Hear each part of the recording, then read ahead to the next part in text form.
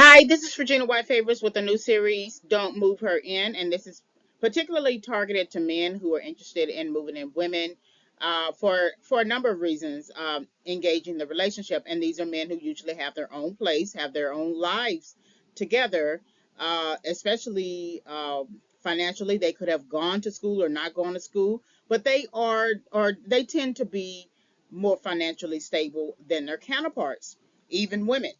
And so I think that I wanted to extend the series from Don't Move Him In to Don't Move Her In to tackle a few challenges. And one of the videos that I did was on what was the woman's toxic family environment. And so now I want to look at what type of child she is, what type of child she is.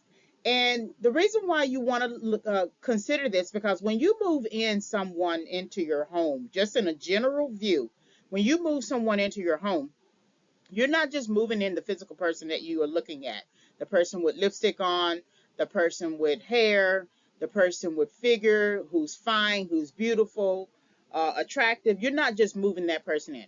You're moving in their belief systems, their core values, their ethics, their morals, how they were reared within their family environment, what belief systems and sometimes general curses that were passed down to them from their parents and the parents before them.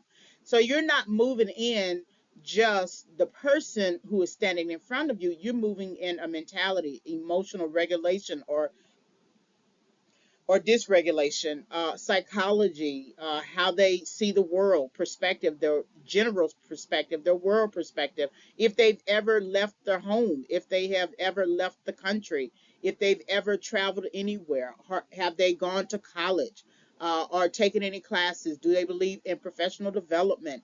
Um, there are a number of factors and categories upon which a person might fall, that will shape your relationship with that person, right? Because everyone has a life argument. Whether you believe that everyone is against you, or whether you believe you can be of help to someone, that is considered your life argument. And how you support that life argument, as you would do, say, for instance, you creating a thesis for a paper and you are looking for supporting evidence, will determine how you move yourself forward or how you keep yourself backward. So when you think about what type of child she is, or what type of child is she, you want to really consider sort of like her upbringing. So here is an example. When I usually think about child, I always place them under the standard three categories of that are researched in psychology. So there's the scapegoated child, then there is the invisible child, and then there is the golden child. And each child can have a different relationship with their parent or caregiver. All three children might feel on some level scapegoated, invisible, or golden, right? Just depending upon the context. But a scapegoated child is usually perpetually a scapegoated child, meaning that the person is considered a problem. The whole family dynamic has, uh, with the behest or with the leading of the parent, has framed that person as a problem. So no matter what, it's almost like being in a cage. That person can never do anything right to change the perception of people about him or her, right? Just from a general standpoint. The golden child will always look golden. All of the other children will have some form of jealousy or envy towards that child because of how the parent has framed that child. And then if the child is invisible, that child will always be invisible. And the way that child makes himself or herself visible might be that they choose to go down a not so good path, right? You know, they may pursue a life of crime, or they may pursue drugs and then become addicted. And then they go through this whole process in their life of trying to be seen by the parent who has framed him or her as invisible. So when you think about this is it's always going to be under those three major categories, and then under parental styles, where there's authoritative, authoritarian, permissive, and uninvolved. So all of these factors come to play when you are thinking about the woman's sitting across from you at the dinner table. You're not necessarily sitting with the woman just across from the dinner table. When you see that woman get up and give you the silent treatment, and then she goes into the kitchen, she cooks some food, she slams drawers, she slams doors, she walks out of the room, don't say anything or whatever. A lot of times, she has seen that acted out in her own home under her mother, and it's usually under the mother. Men can give silent treatment, but it's usually really under the mother. The mother has used the same tactics and strategies in the home to provoke the child or to tame the child, to keep a foot on the next child, to keep a foot on that child's neck, to try to maintain whatever control, sometimes with gaslighting, whatever it is. What you see in that woman is likely what she experienced when she was a child. Keep that in mind. I need to say that again. What you see in the woman sitting across from you, or laying in the bed with you, or walking with you, or riding in the car with you, is likely what she has seen in her mother. And so when you think about this, say for instance, if we go to the category of the latchkey kid, latchkey kid is usually 12 years old. The kid is expected to, and it's usually the eldest of all the siblings, and there's probably one to two siblings up under that latchkey kid, 12 years old. And it's probably the person may be under a single mother and sometimes a single father, or just a caregiver. It could be an aunt, an uncle, or it could be someone who adopted the child, right? But she is considered a latchkey, and I want to focus mostly on women being a latchkey. So that means she's operating almost like a second parent to her siblings, because if the mother is at work, then the child is expected to go get all the kids, all the siblings from the nursery or from the schoolhouse. You all have to stay together, right? Walk together. No one goes out into the streets and gets hurt or anything like that. And then once she gets to the house, don't tell anybody that you are in the house by yourself. Get in, close the door. Don't open the door until I come back home. That's that's what she is used to, right? And she does that, and it becomes a pattern. And so when there's a knock on the door, immediately there's anxiety and fear about who's behind the door. So then she's not only a pseudo parent, but she has to be a protector. And then now she has to cook for her siblings. She has to clean the house before her mother gets home. And she has to do a number of other chores and responsibilities, not always including homework, because if you're so busy cleaning and taking care of the kids, you don't have time to almost do your homework sometimes. So then she's learning that she has to put the needs of her parent, her siblings, the house, and anything else above her own. She's 12 years old, but she's already having to operate as an adult, and in psychology it is called parentification. Okay, so that's the latchkey kid. That's the person who is acting as a pseudo parent, and that is all she understands. That is all she knows, and that is all she's been reared to be, and she's been framed to be. In other words, she's framed to be a helper. It's a pseudo parent, but she's framed to be a helper. So that means that when she leaves that immediate environment, and when she leaves that immediate environment, she's always going to be framed as a helper. She's going to move from latchkey kid to now adult helper. So whatever expectations that she have of her own for her own life, they are still put on the back burner. So when it looks like she wants to step out of her invisible cage and say she wants to open up a business, and say she wants to um, um, go to school, take a class a semester, anything that is different and apart from the immediate home environment, where she doesn't have to care for anybody else but herself, is going to be very difficult, because the people around her are going to say, well, what about us? without necessarily always using those words. What about us? What about these kids? I remember when I was in high school, I had the opportunity to go to the prom, but I couldn't go to the prom because the first thing my mother said, well, she worked at night, and the first thing she said, well, who's going to keep the kids? And you have this in these homes all the time with the latchkey kid who then turns helper, who then is framed as the person who is expected to do what the parent is doing. And the expectation, the latchkey turns into helper, the expectation turns into entitlement. So then the parent feels entitled to the child turned almost adult life. So the child never actually has a life. So the person that you're looking at who could be 20 years old, 25, 30, 35, 40, until that person resolves that childhood, maybe through therapy, writing, any kind of journaling opportunity, anything at all, anything that could lead to some kind of therapeutic intervention, until she resolves that childhood, part of her childhood, that thinking, the fact that she was treated as a helper and entitled, and the caregiver entitled to her life, and that she can't make any changes with her life, you're gonna you're you're gonna feel the anger that she feels. You're gonna feel the resentment that she feels.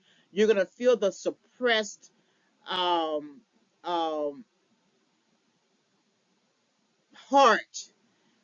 You're gonna feel a lot, and then she's gonna take on the role of being a latchkey kid with you. She's gonna take on the role of being a helper with you.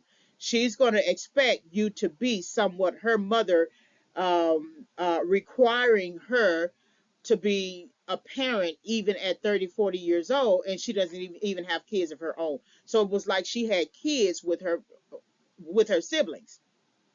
So that type of child then will struggle to be an adult in a relationship with you that requires adulthood. So if you are financially stable, you did a great job of saving money, working, things like that. That is not something that she is aware of. She hasn't been prepared for that type of thinking, because whatever money she made when she was in high school, when she was working, she gave part of it to her mother. Okay, whatever she did in the home environment, she's going to do in the environment with you. So when you're thinking about this person sitting right in front of you, now that she's grown and now that her mother is still placing expectations and feeling entitled to her time and to her money and to her mental faculties, she's going to be angry with you. She's not going to be angry at you, but in the house, she's going to be angry with you because she doesn't know how to address her issues with her mother. So it's easier to kind of take it out on you without really taking it out on you. You're just there, right? So then when you think about another type of child could be one who has had trauma. So if the woman was sexually molested, and depending upon who the person was, it could have been a father, or uncle, brother, cousin. She could have been raped. um, uh, and depending upon when it happens, some situations cause your mind to go into protective mode so that you don't remember everything, but you know that you've been sexually molested or raped, right? And then there are some experiences where it was so devastating and so traumatic that you literally just don't know how to get the anxiety and fear off your back. It's like a monkey on your back. And the same strategy is true if she doesn't address those childhood issues that she experienced that were involuntary. These are involuntary. She didn't volunteer to be raped or molested or sexually assaulted or any type of mistreatment causing trauma. She didn't volunteer for that. It was projected onto her. So something in somebody else and their struggles, instead of that person actually addressing their issues, male or female, they decided to make the child in the woman that you're with right now the target. And when they made her the target, and they made her the target, they made her the target for a number of things. So they're fighting the battles that they had in their life with that child. That child, again, could be 12 years old. That child could have been molested since 5, 6, 7 years old, all the way leading up to 12, 13, 14. And it was a battle. So in other words, the person who molested the woman that you're with right now, somebody molested that person. And that person never addressed the issue of being molested. So they just stepped right back into the pattern. They step right back into the pattern of molestation and now molesting the person who you're with, right? And so now it's hard to break the pattern. If you, I was molested when I was young, and it was at a church nursery. And what happened was, the he was the son of the pastor or something like that, whoever owned the church nursery. And it was a bunch of kids a bunch of us kids in one room, and he was like kind of like the overseer. I remember that because he used to sit high, and all of us would sit low on the floor or walk about or something like that. Well, he would create situations where he had to send me to the corner, but he didn't send me to the corner in the same room that we were in. He sent me to the corner in the bathroom. And I kept trying to understand why would he do that. And I didn't have the language for it. I didn't have the understanding, but I had to do it because what it is, your parents tell you to obey adults. And so when they tell you to do that, even if it leads to being assaulted or molested, you're supposed to obey adults. So I would go into the bathroom, stand in the corner, and then it seemed like a long time I was standing in the corner, and then I would hear the door open. And so then he would sit on the toilet, and he would tell me to come here, and I didn't want to come here. And it's something in the kid that understands something is about to happen that is not good, but we don't have the language for it. So then I would come here, uh, come to where he was sitting. Well, he laid me down on the cold floor. I never forget it. And it was a bathroom that had a window in it, and I remember the window being slightly open, and I can hear birds.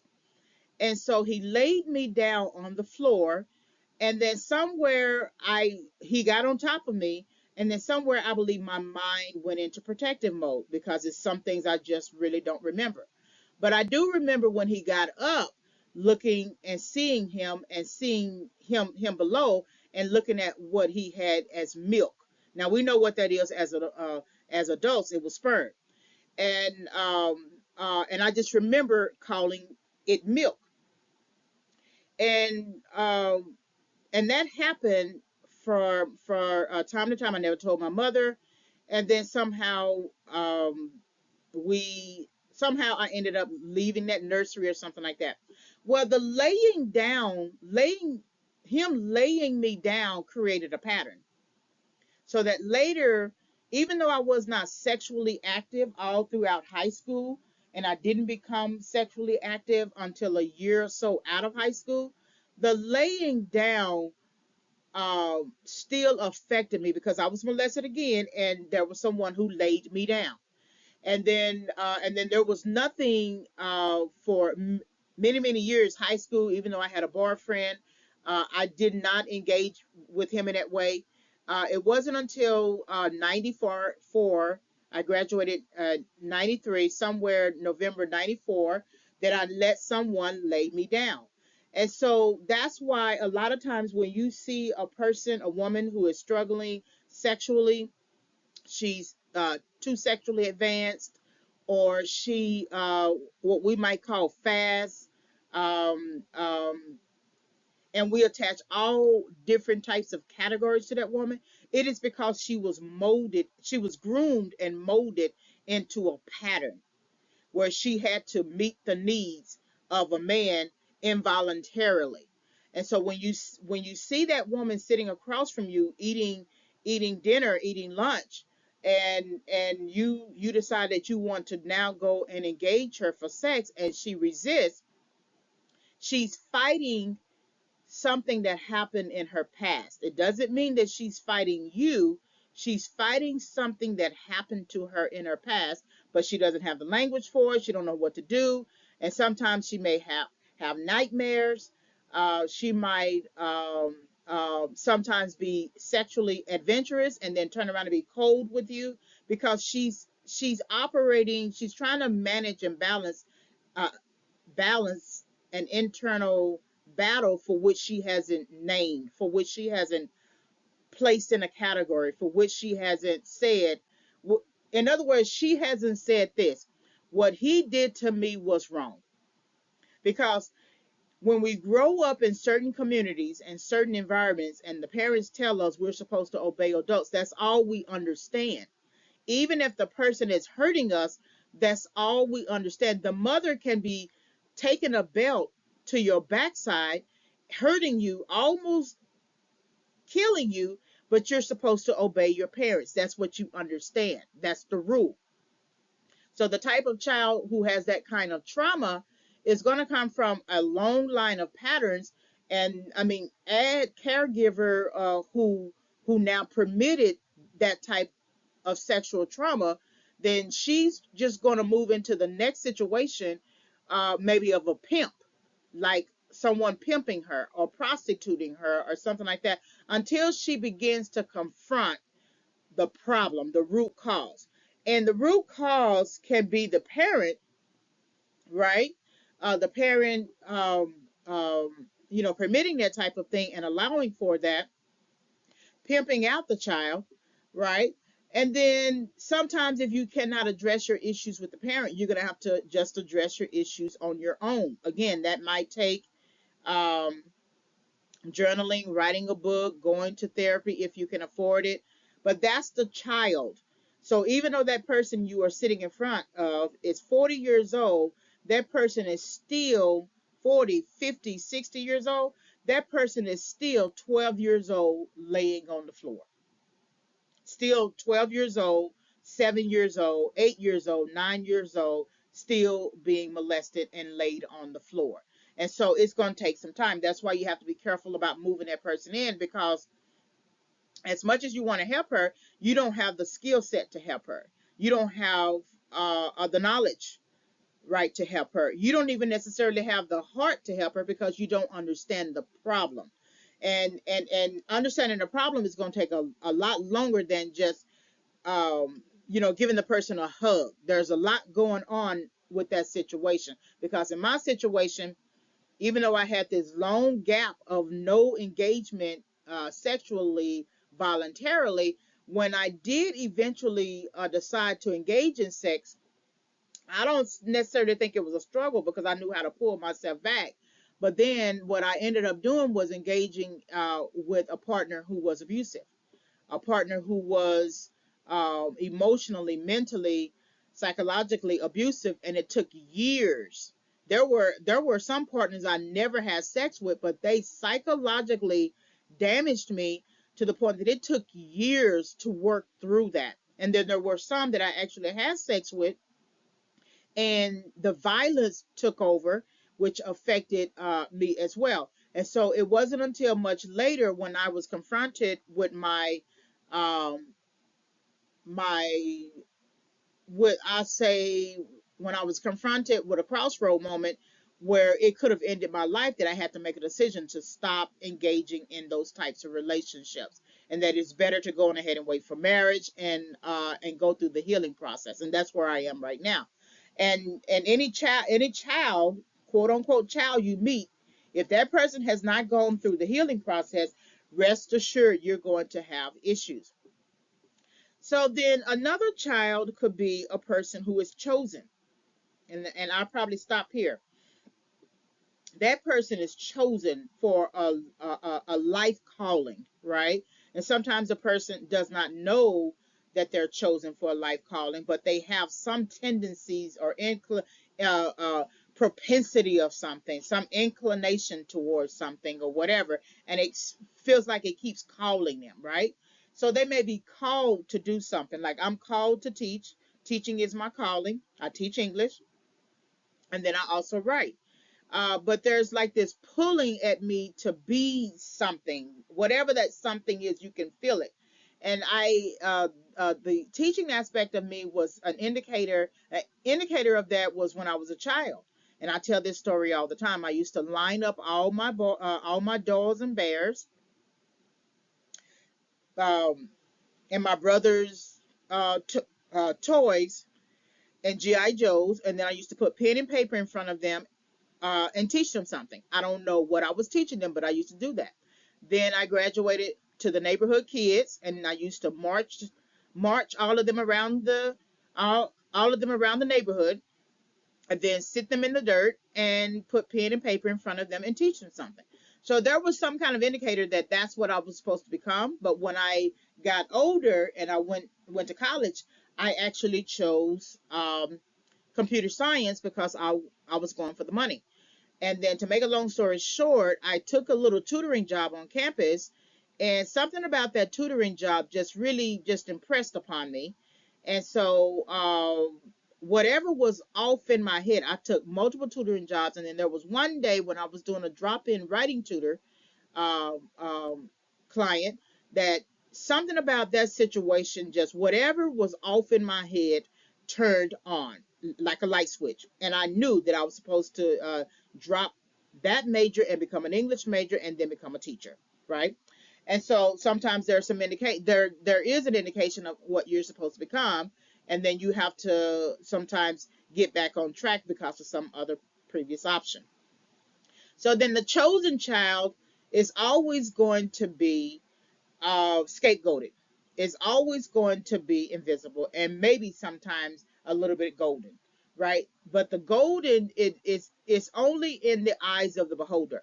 The parent who usually looks at the chosen child, I think that parent has some ideal about that child and then begins to reject that child and then begins to abandon and then begins to treat that child as if the child is a problem, transitioning a child from golden to scapegoated, from scapegoated to invisible. So then that child goes through a number of processes while living in that house, thinking that the mother at one time loved the child and then now does not love the child. And I think when parents try to uh, position you as a problem, I don't think there is love there. I think there is hate. I think there is him envy, and I just don't think we should take lightly when that happens. And I'm always reminded of Marvin Gaye Jr. and his toxic relationship with his father. And there were always some kind of indication that his father was jealous of him. Marvin Gaye was a major star, right? He had major accolades. People loved him, things like that. But the father was jealous. And so the day that he died, the father created another provoking situation where he was going after the mother.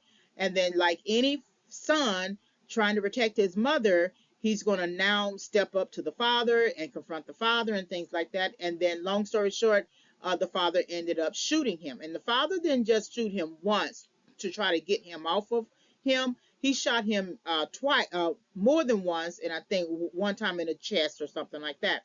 Well, I think he had been itching to kill his son. It's hard to say that, and no, I don't want to be sued for defamation or anything like that. And the gun that he shot him with was the gun that the son gave him for protection. So he shot him with he shot him with the gun that he gave him for protection. And so whatever childhood he grew up in, whatever experiences he grew up in, it just completely escalated when he got older, and it gave the father some kind of justification in his head to shoot his child. Okay, the chosen child. If you think about Joseph in the Bible, he was the chosen child. He had the coat of many colors. He told his brothers and father that he was going to. Well, he had this dream that his stock was higher than theirs, meaning that he was going to be able. He was going to um, lead them later in life. And so then they conspired to kill him.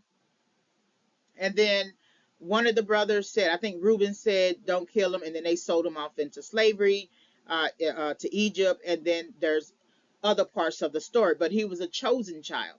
Well, again, when you're sitting right in front of your girlfriend or person that you're interested in moving in, and that person is chosen, there's always this internal struggle of going back and forth of being chosen and not believing that you are chosen.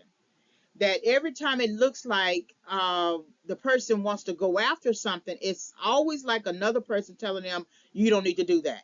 And so then there's this internal battle about whether or not they should, when they know they can and could, and then they wait too long and procrastinate, and they are fearful, and then they take other jobs that have nothing to do with the calling, have nothing to do with the chosen aspect of themselves, and then they feel miserable. They're fussing with you, they're angry with you. They might even attempt to divorce if you are married, right? Attempt to leave you because they are running away. I don't always think that they're running away from the calling or being chosen. I think they're running away from being rejected socially, emotionally, um, psychologically from the family. I think they are run because if they fully accept the calling, if they fully accept being chosen, then they would have to contend with the jealousy and the envy and the hateful comments and the sarcasm, the mockery, the people trying to halt and prevent them from accomplishing their goals and things like that. Okay, that's a task. Those are tasks. Those are stressful moments to have to not only battle people, but also battle becoming developed in your calling, in your chosen field, or in your chosenness, right? I don't know if that's a word, but that's a battle. That's hard. That's not easy to be um, a person who is chosen, because you're going to have to navigate life with people who don't like you. But it does help that there on your path there are mentors that you might engage seasonally, but sometimes they are uh, um, too far, uh, between some of the seasons that you go to. Sometimes you may have a mentor in college, but then you may not have anybody after college for many years, and you still have to manage yourself. So you have to know that if that person is chosen, and it's something on the inside of you would recognize that it's just something, because if you're trying to change the nature of that person and try to get them to live a simple life or whatever, somewhere on the inside of you, you know that they're chosen for something else. You're trying to dumb them down, or you're trying to get them to abandon uh, what they believe. Okay, then that person is not for you, because you should not encourage a person who is chosen to abandon their calling. If you find yourself doing that, then don't move her in. Don't be with her. Get out of her life. She needs to be with somebody who will do a much better job to encourage her to be all that she can be all that uh, that the Lord would have her to be, right? But if you see that she's chosen, you can perceive it, you can understand it, okay? Then your goal now, if you're going to marry this woman, perfect, and hopefully you will, because moving in someone shacking now is very dangerous. But if you're going to move her in and you're going to become married and everything, then you need to get your vision from the Lord. That means you have to do everything in order.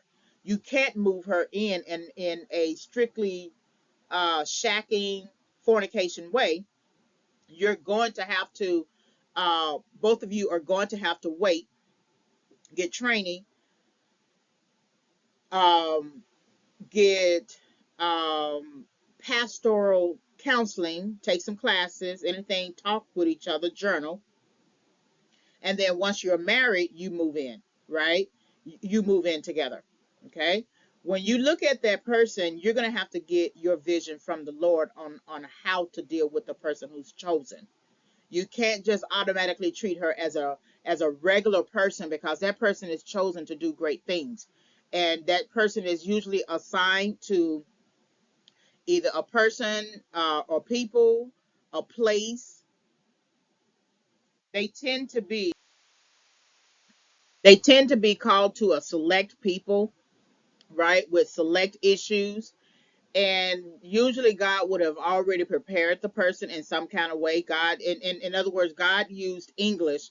I didn't initially choose English as a major. Like I said, I chose computer science, but it was God who chose English for me, and it was to prepare me for something else, using English as a discipline and training in it and receiving mentoring and feedback in it for something greater, for something else that I'm going to do, because I know I'm chosen. So whoever engages me has to, now going forward, has to engage me for marriage. We cannot date and get involved sexually or anything like that, because it's going to mess up the calling. It's going to affect the walk. It's going to affect the relationship with God. We have to do things right and in order and according to God's will. So whoever engages me today, and whoever I engage, to understand that they have to get their vision from the Lord. They have to be born again Christian, because we cannot be unequally yoked. And any other area where we are unequally yoked, that person is going to have to, God is going to have to get that person back on track and on the right path. And so when you're thinking about the chosen child, there's a lot more that's going on there. It's not just a person who is a business owner and who is a boss lady and who's doing great things. It's much more than that. There's something in the earth that needs to be corrected, and God is using that person. That God has chosen that person to correct the issue. It's the same thing with Moses. God chose Moses to lead the children out of Israel. They had been in, lead the children of Israel out of Egypt. They had been under the thumb of a Pharaoh for many years, serving those gods. They were crying out to God for help, struggling, things like that. And God chose Moses to lead them out. That was a specific assignment. Okay, Moses was assigned to the children of Israel for the task of leading the children of Israel out of Egypt to the promised land. Well, his brother Moses was assigned. Well, his brother Aaron was assigned to Moses. So Moses was assigned to a people. Aaron was assigned to a person, and they were both part of the calling or the assignment to lead the children of Israel out of Egypt.